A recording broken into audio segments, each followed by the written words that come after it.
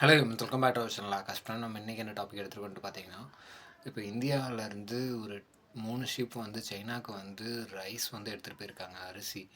அதை வந்து சைனா வந்து இப்போ ரிட்டர்ன் பண்ணிட்டாங்க, இந்த அரிசி எங்களுக்கு தேவைப்படாது அப்படின்னு சொல்லிட்டு. அது என்ன விஷயம்னு சொல்லிட்டு டீட்டெயிலாக பார்க்கலாம்.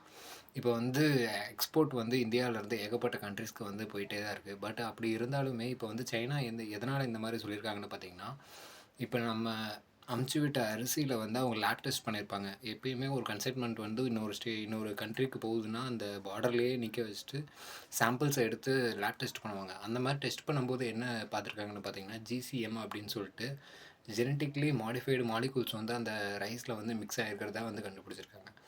அது எதனால் அப்படி இருக்குன்னு பார்த்தீங்கன்னா, அது என்னன்னு ஃபஸ்ட்டு பார்த்தீங்கன்னா, ஜெனட்டிக்லி மாடிஃபைட்னா இப்போ நம்ம ஃபெர்டிலைசர்லாம் யூஸ் பண்ணுறோம். ஃபாரின் ஃபெர்டிலைசர் நிறைய ஃபெர்டிலைசரை வந்து யூஸ் பண்ணுறோம். இப்போ அவங்க லேபில் டெஸ்ட் பண்ணப்போ இந்த மாதிரி ஒரு ரிசல்ட் கிடச்சோடனே அவங்க வந்து இந்த கன்சைன்மெண்ட் எங்களுக்கு வேணான்னு சொல்லிட்டு ஒரு 3 கன்சைன்மெண்ட்டை வந்து திருப்பி ரிட்டன் அனுப்பிச்சிட்டாங்க. இதில் வந்து பாஸ்மதி ரைஸ் போயிருக்கு. ஆனால் பாஸ்மதி ரைஸில் எந்த கம்ப்ளைண்ட்டும் வரல, அது வந்து அக்செப்ட் ஆயிடுச்சு. பட் இந்த நார்மல் ரைஸில் தான் இந்த கம்ப்ளைண்ட் வந்திருக்கு. பட் எப்படி இருந்தாலுமே இவங்க வந்து இந்த கன்சைன்மெண்ட்டை ஓகே பண்ணுறதுக்கு முன்னாடி இந்தியாவில் இருக்கும்போதே இவங்க லேப் டெஸ்ட்டுக்கு சாம்பிள்ஸை எடுத்து டெஸ்ட் பண்ணி பார்த்துட்டு ஓகேன்னு சொன்னனால தான் இங்கேருந்து ட்ராவல் ஆகிருக்கும்.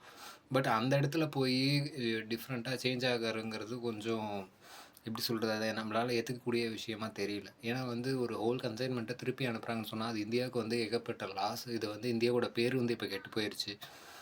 அதனால் இந்த வந்து பரிசீலனித்து இது என்ன குற்றம்னு சொல்லிட்டு டீட்டெயிலாக வந்து இன்னும் கொஞ்ச நாளில் வந்து வெளியுறவுத்துறை அமைச்சர் வந்து இதை பற்றி பேசுகிறேன்னு சொல்லியிருக்காங்க.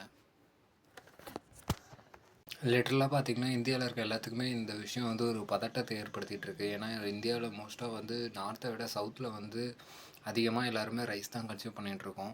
நார்த்தில் வந்து டிஃப்ரெண்ட் டைப்ஸில் அவங்க வந்து ஹேபிட்ஸு டயட்ஸ் எல்லாம் வச்சுருக்காங்க. பட் சவுத்தில் வந்து மெயினாக எல்லாருமே ரைஸ் தான் கன்சியூம் பண்ணுறோம். அப்படி இருக்கும்போது இந்த விஷயம் வந்து இப்போ நம்ம சாப்பிட்ற சாப்பாட்டில் என்ன கலந்துருக்காங்கன்னு தெரிலன்னு சொல்லிட்டு ஒரு அச்சத்தை ஏற்படுத்திகிட்டு இருக்குது.